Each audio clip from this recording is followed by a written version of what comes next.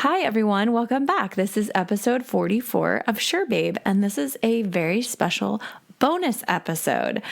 I love podcasting, but as a busy mom of 3 and a woman juggling lots of different irons in the fire, do you like how I combined 2 different analogies and metaphors? Yeah, that was great. I wish I could release a podcast or 2 every week, but this week I have 2 podcasts I'm releasing. So this is a bonus episode with Dr. Cassidy. She's a dear friend of mine, and she is a brilliant marriage and family therapist. And I say brilliant because I think the way that she's branded herself and marketed herself is brilliant.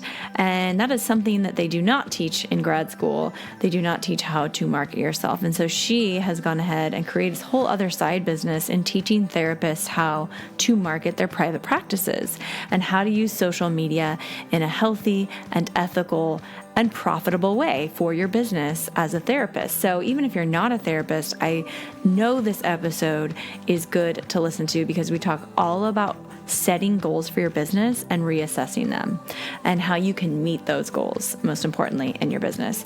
The last episode I had with Dr. Cassidy on was one of my most downloaded episodes on emotional agility.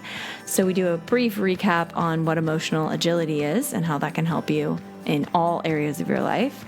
But yeah, I'm super excited to give you guys this episode because I feel like it will help you wherever you're at in life, especially if you run a business or have a side hustle and you really want to grow. So do not forget to download my free editorial calendar. It's completely free and it will help you get all of your ideas and thoughts and goals when it comes to social media platforms totally organized for a complete month. I write everything down in this calendar and it helps me with my ideas and it helps me feel kind of like I know what I'm planning ahead of time so that I can stay in the present moment more and focus on other things that grow my business or grow my family. So anyways, with that, it's totally free. There'll be a link in the description of this podcast or on chrissypowers.com.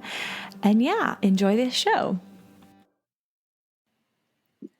Hey, Sure Babe. Okay, today I have one of my favorite guests back on the podcast, Dr. Cassidy Freitas. She is a licensed marriage and family therapist. She actually has her PhD in it, and she's also a professor at the University of San Diego. Is that correct, Cassidy? Yes, it is. Okay, good. I said that right. And then she is a woman of many hats. She's also a creative.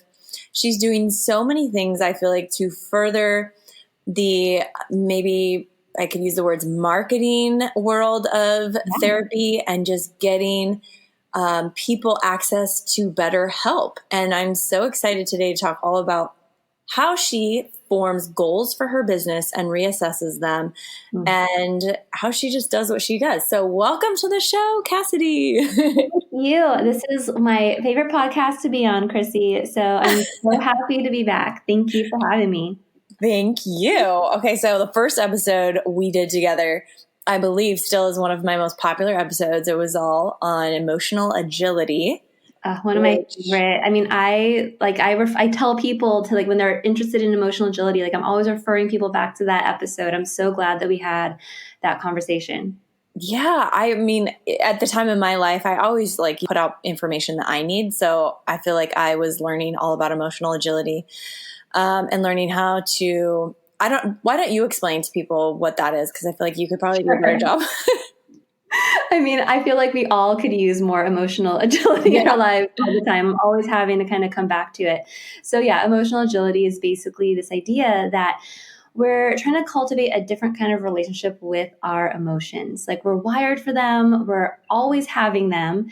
And sometimes it can feel like our emotions can jump in the driver's seat and we're being driven by our emotions. Sometimes we just feel like we want to avoid or numb or just white knuckle through our emotions.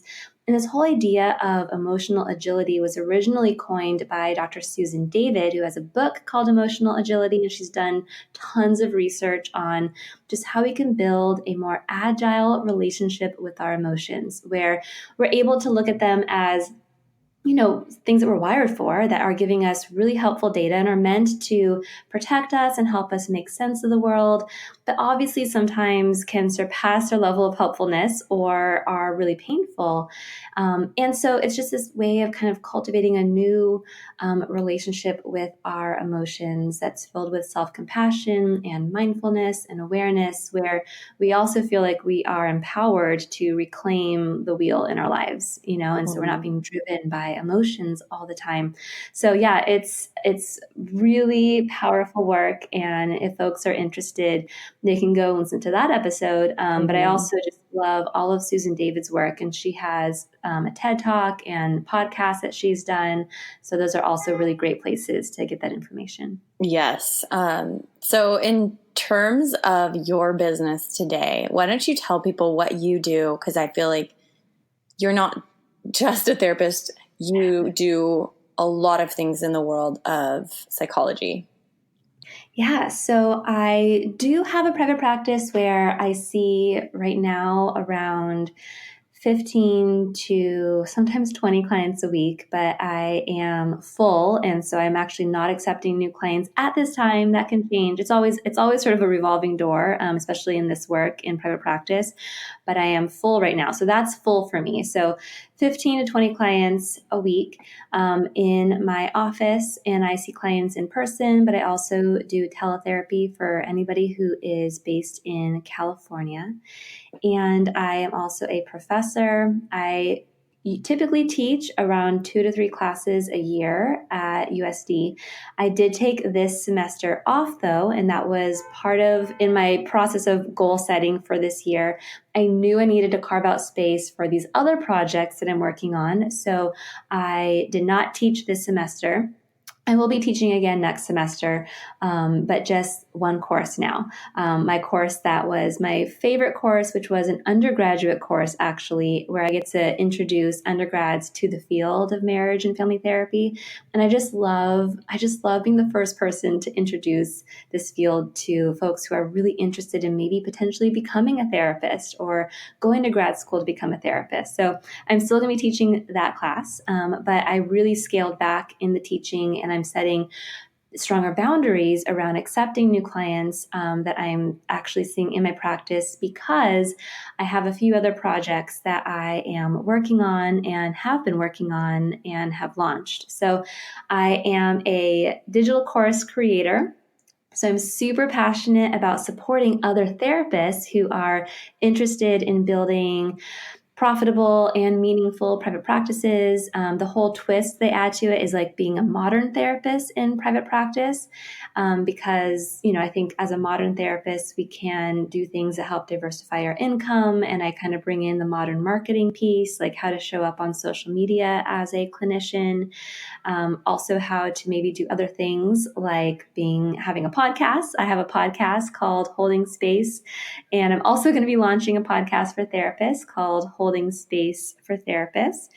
And I'm super passionate about supporting folks who are in that peripartum stage of life. So when it comes to my clients, that typically is my ideal client is somebody who is anywhere from fertility to postpartum, working with individuals and couples. And so I've teamed up with my colleague, Dr. Christine Sterling, who and she's an OBGYN, and we're creating a course called Prepared Postpartum.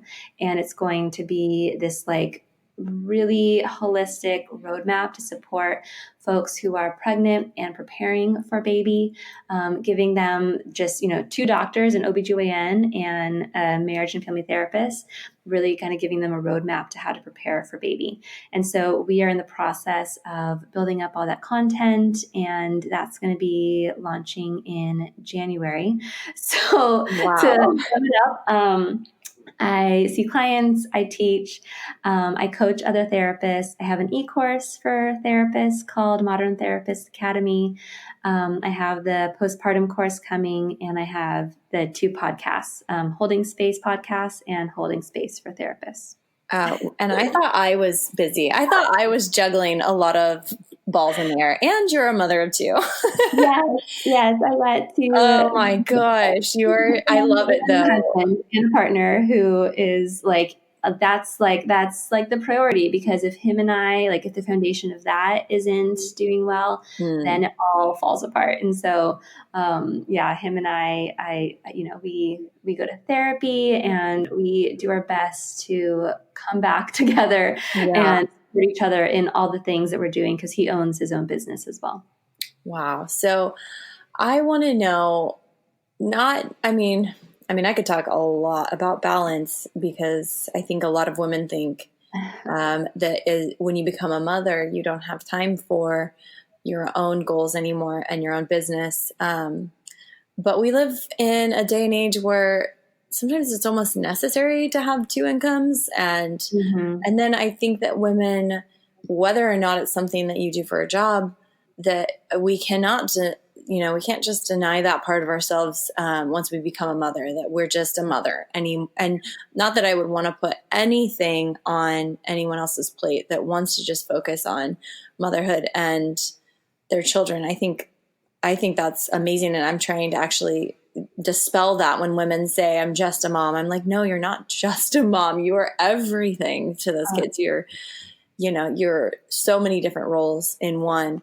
But also, I really do want to liberate women in that same phase of life, that peripartum phase, that you can still have your own like goals and your own passions, basically. So when it comes to that, how did you in your own life develop those kind of goals? Was it just like one foot in front of the other? Was it, curiosities you had? Because for me, when I had Waylon, I was just thinking, when you were saying your courses, I was like, oh, I could have used those courses, because not only was I a new mom, but I was also new in the world of psychology, trying to build a practice, and had no clue how to build a private practice, because they don't teach you that in grad school. No, they do not teach you that in grad school. And that's like my whole thing is like, I got into the field and I got licensed, and I was like so excited to start a business in a private practice. And then I was like, wait a second, I didn't learn any of this in grad school. So first off, I want to touch on the piece that you talked about of the identity of being a mom and the role and the job of being a mom.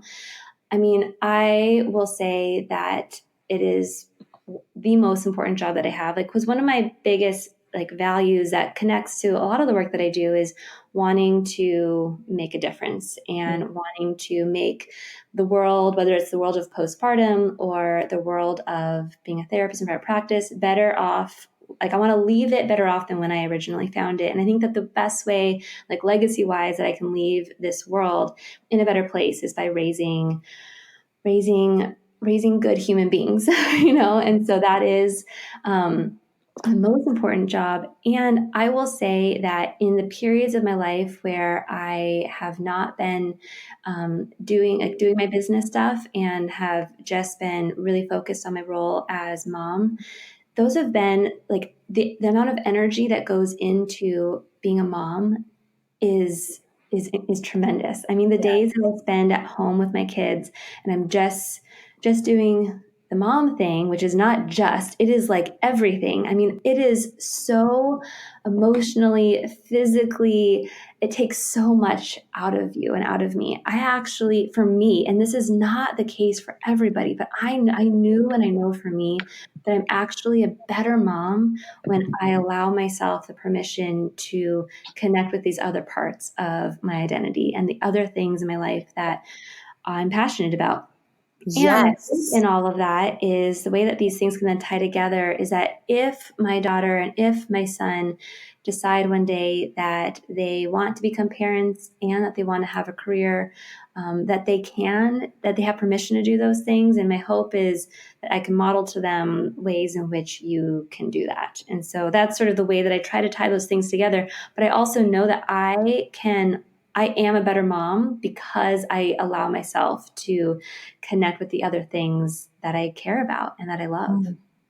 I love that you just said that, because my therapist said the same thing to me when I was one session talking about how I feel like when my children act up, I immediately blame myself, because I say, oh, it's because I work or because I did that job and I was stressed and we were just mulling over the mom guilt. And she was just gave me that permission and said, you are a better mom because you have these outlets and because you work. And so it really made me feel so much better about, when I place that mom guilt on myself. And this can tie into like the emotional agility stuff because I mean, like, full transparency, like I had a moment the other day where I was just super irritable and grumpy and snapping at my kids.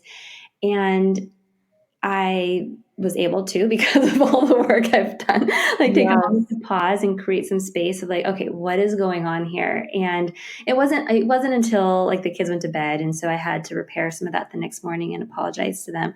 So I just needed that space to be able to like, be like, okay, today was not the best, like what's going on. And the data that the emotions were like the emotions that I was having, the data that they were offering me was that I was spreading myself too thin. Like I was feeling irritated that they were having all these needs and I had all these emails I wanted to get to and these projects that I wanted to sort of wrap up. And the data that offered me was that I needed to identify like where I needed to scale back, what boundaries I needed to set. Like work was really creeping into my home life. And so, I think that I think the balance really is not, it's a unicorn because it's this idea that like it's all equal at all times on all ends. That's really the definition of balance, like the way that you have it. And it's not always that case. Like there's those moments where it just feels, a lot of times things feel out of balance and I'm having to make tough choices. But I think that I can take the data of whatever it is that I'm feeling in that moment and identify, okay, really here, what do I want to prioritize? How can I set boundaries and make choices so that I can,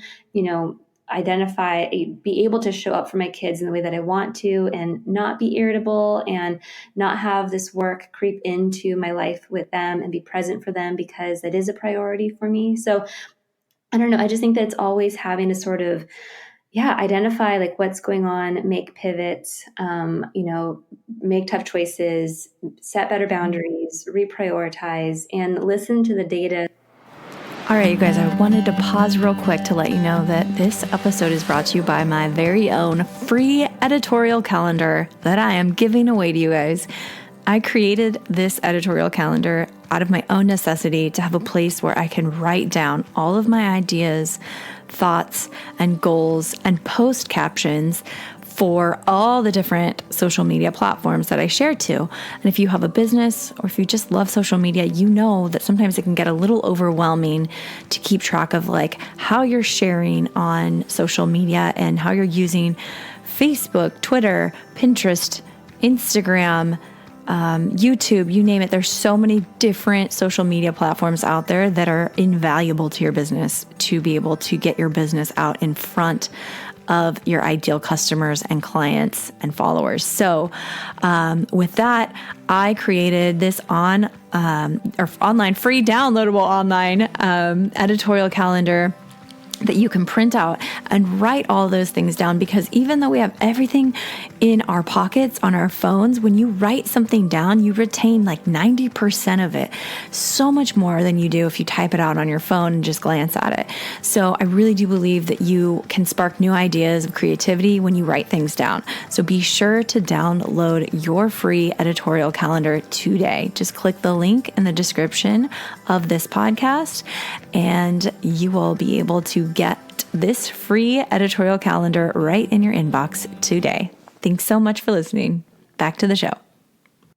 So I feel like what you're saying is sometimes in setting goals, you look at your own emotions and how it affects your family. Oh, absolutely. Mm-hmm. I mean, if I'm like just taking that day for instance, like I was feeling spread thin and it was showing up in my parenting and I was being snappy and irritable. And it wasn't until after they went to bed that I had the space to really look at like, okay, today didn't feel great. Like I'm feeling guilt, right? And there's actually a lot of data in the emotion of guilt.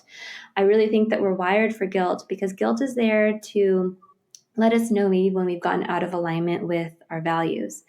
And the value that I was feeling out of alignment with was, being able to be present for my kids, present in like the questions that they're asking for me or the needs that they have. And so when I honed in on that and I saw that, that's actually a value that I really do want to prioritize here.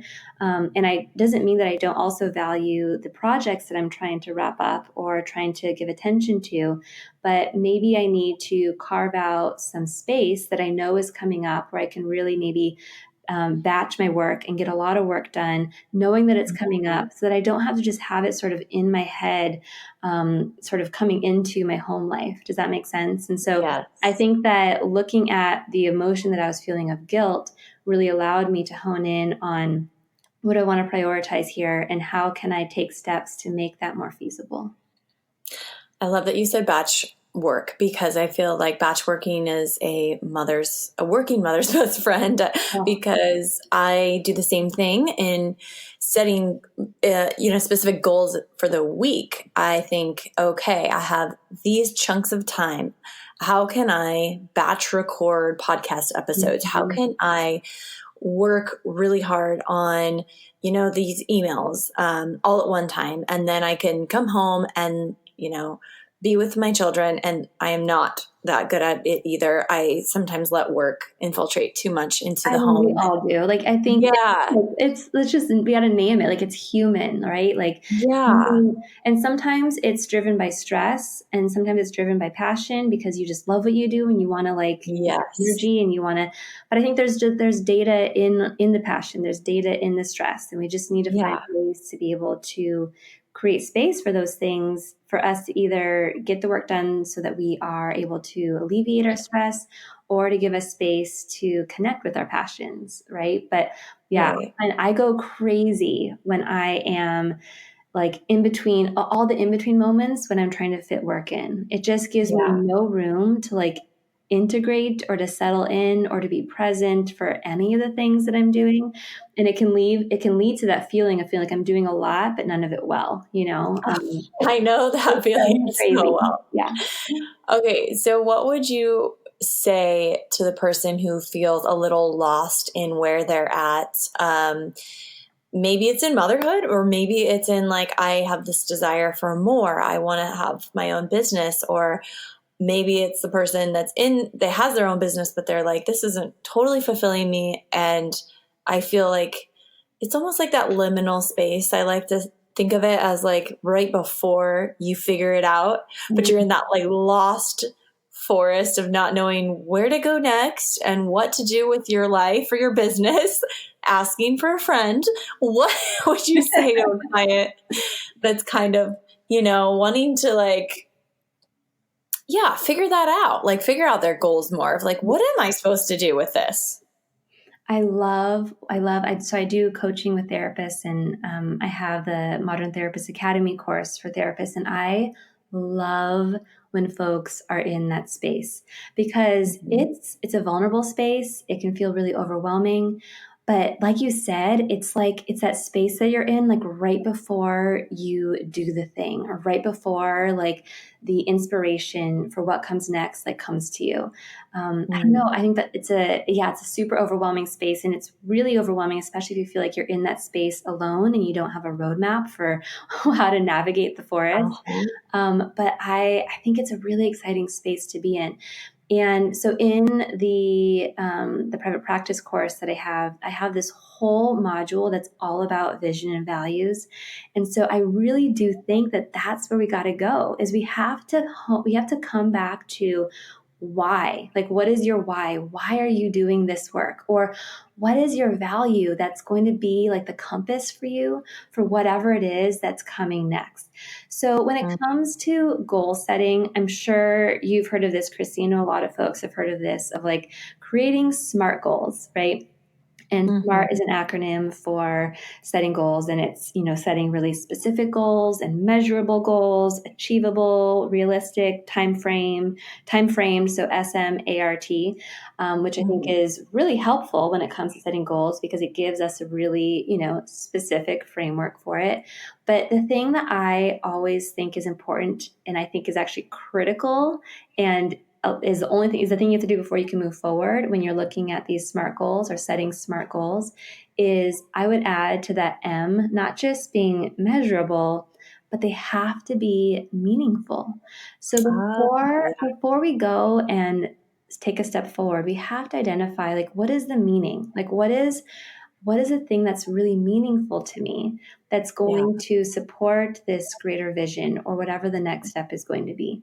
So I always recommend, first and foremost, identifying the values, identifying the why, like what is important to you, what is deeply meaningful to you about the work that you are about to embark on or the project that you're about to start.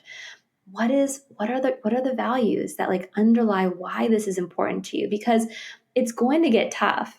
And when it gets tough, you want to have this foundation to come back to, or this like roadmap or this compass or GPS, whatever you want to call it, to come back to help support you in identifying what your priorities are and why you're doing this work. Like, if you can fall back on your why when the going gets tough, you'll have that grit to be able to keep moving forward because you are really connected with why you're doing this work.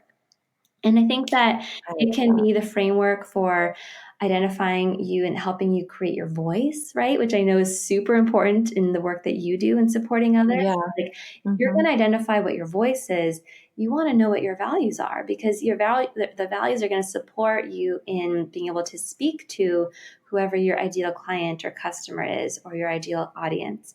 And it's going to support people in connecting with your voice because they may align with those values.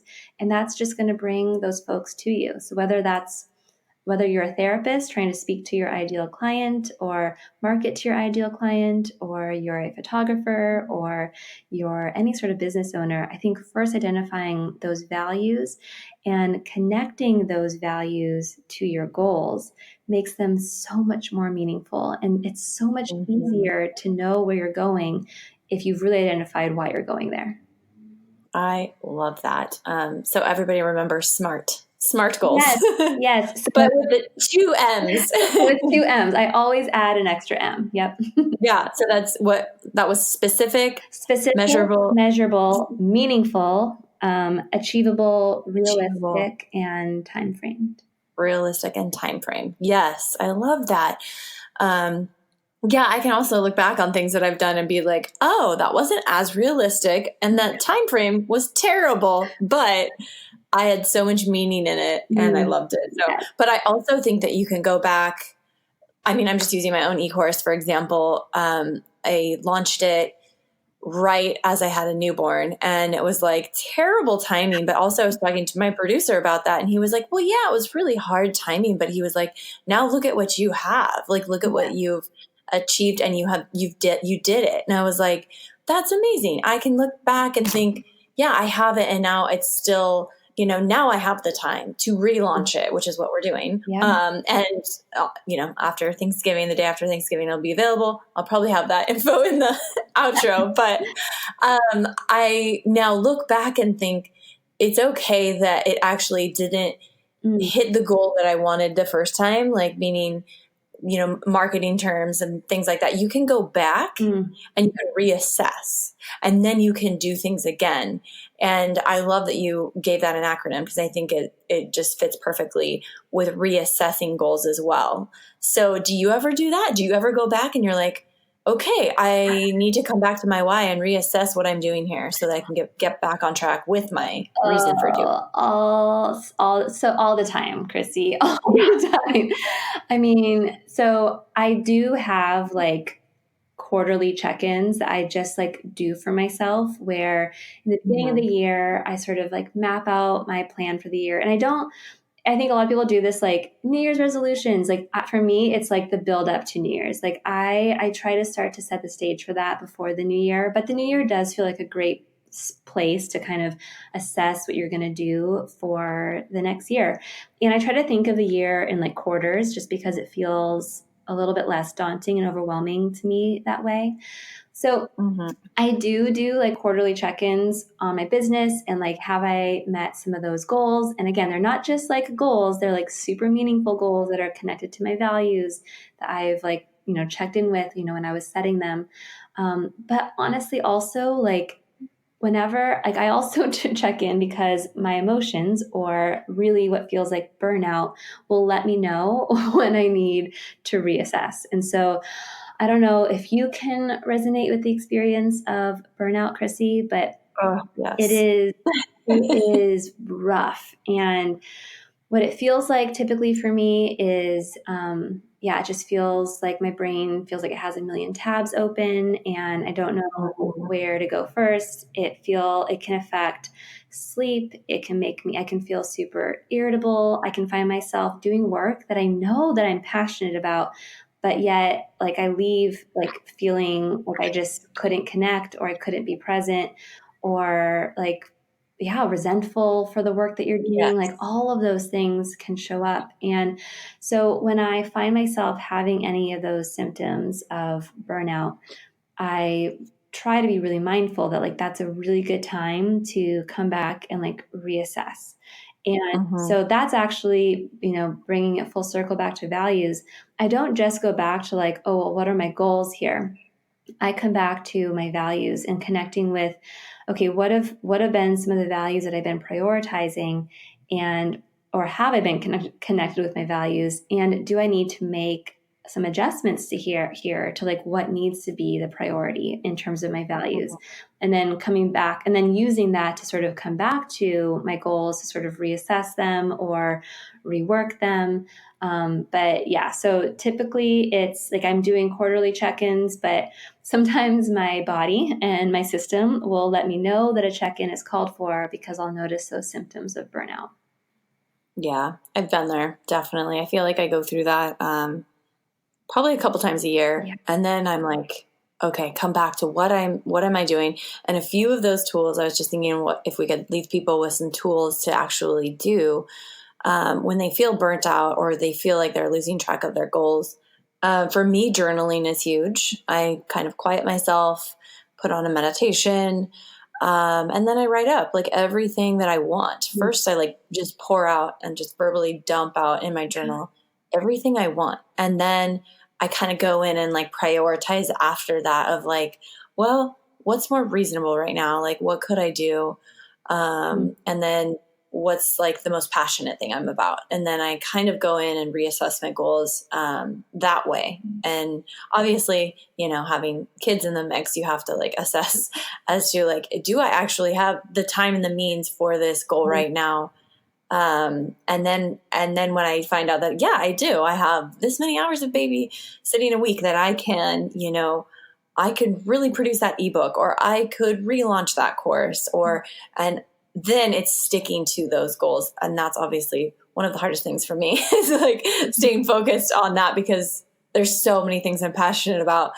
But when I center myself consistently and I constantly go back to the journaling and meditating, I find myself like going back to the same passion and same goal. And then that helps me stay on track. So is there any tools or techniques that you use that could help someone reassess or keep track of their As you goals? were talking, there were just a few things that I was like, okay, if I was to make like a bullet point list of like the things that I find really helpful in those moments, I think there's first just sort of like, letting, like when I'm feeling the burnout, when I'm feeling guilt, when I'm feeling overwhelmed, I mean, I could just let that jump in the driver's seat and like let that run its course. Or I could take a moment to pause, create some space between myself and that feeling and ask myself, okay, what's the data here? So I think that, maybe folks can go back and listen to that emotional agility episode. I think that will be a really great sort of actually like first step is like building that sort of emotional agility so that you can reassess when you are finding yourself in that space when a pivot's called for. And then typically what ends up happening for me in that space is, yes, I go back and I look back at like, okay, I connect back in with what's my why here? Like, why am I doing this work? Like, if I'm feeling really distant from my why, then that tells me that some work needs to happen to really connect me back in with like the meaning behind why I'm doing what I'm doing. And so connecting back in with that. And then a lot of times it will look like putting some things on the chopping block, like my boundaries, like what here needs to be shifted around boundaries in my schedule, or just boundaries in my relationships or in the work that I'm doing. Typically, it also looks like finding ways that I can outsource or let in support. So I was recently feeling burnt out, and I found that I had to get much more clear on my schedule and boundaries and really uphold those boundaries. But I also asked for more help when it came to the kids and some like pickups and drop-offs and such. And I also recently hired my first assistant. So I have a virtual assistant that I recently hired, and it has unloaded so much pressure, but it's also given me a chance to have some supportive accountability because she's creating like a content calendar for me and helping me uphold my boundaries as well, because I'm letting her know what those boundaries are with my schedule. And so that has been really helpful. So connecting back in with my values and setting, being better about boundaries, having support and accountability, all those things are just some of like the bullet points that I think really help when it comes back to reassessing my goals. I love that. Well, why don't we end with you telling people where they can find you and what you can offer them. So you can find me on social media at Dr. Cassidy, DrCassidy, and then my podcast is at Holding Space Podcast, and you can find that on iTunes and Podbean as well. And if anyone's listening who's a therapist, I have my Modern Therapist Academy. It's the comprehensive roadmap to creating, building, or growing a modern private practice. So this is for folks who are new therapists and just beginning to start their private practice, or folks who have established private practices but are looking to make a pivot or wanting to diversify their income or modernize their private practice. And that's going to be launching in November, I believe November 13th. And the cart's just going to be open for 2 weeks. And so I'm going to be launching it around 3 times throughout the year. And if somebody is listening who is interested in getting pregnant or having a baby, I'll be launching the Prepared Postpartum course in January. And then, I also have my private practice where I see folks and I do coaching for therapists. And people can find info on that on my website, which is drcassidymft.com. Thank you so much for being here. Thank you, Chrissy. I love being on here with you. I love getting a chance to talk to you. I love our episodes together. I feel like we got to talk about business and we get to talk about therapy and personal development, and it's just everything I love. So thank you again for your time. And you guys definitely check her out. I love her Instagram, and she's doing amazing things. If you guys are in the helping fields or in any related field and you're just like, how do I market myself on Instagram? I always point people to at Dr. Cassidy. All right. Thank you guys so much for listening. I hope you guys got a lot out of that episode with Dr. Cassidy and maybe developed some new ways to think about setting goals, especially goals around your own emotions and your own accessibility and time with the relationships in your life. And I loved how she reframed that, how she used her emotions to assess whether or not a goal was accurate in her life. So I loved that. And I hope that it sparked some new ideas for you in different ways you can make goals for your business or your family and how you can reassess them. And as always, I just really hope that you guys are getting something out of this podcast and that it's adding to your life. Truly, that is the reason why I started Sure Babe.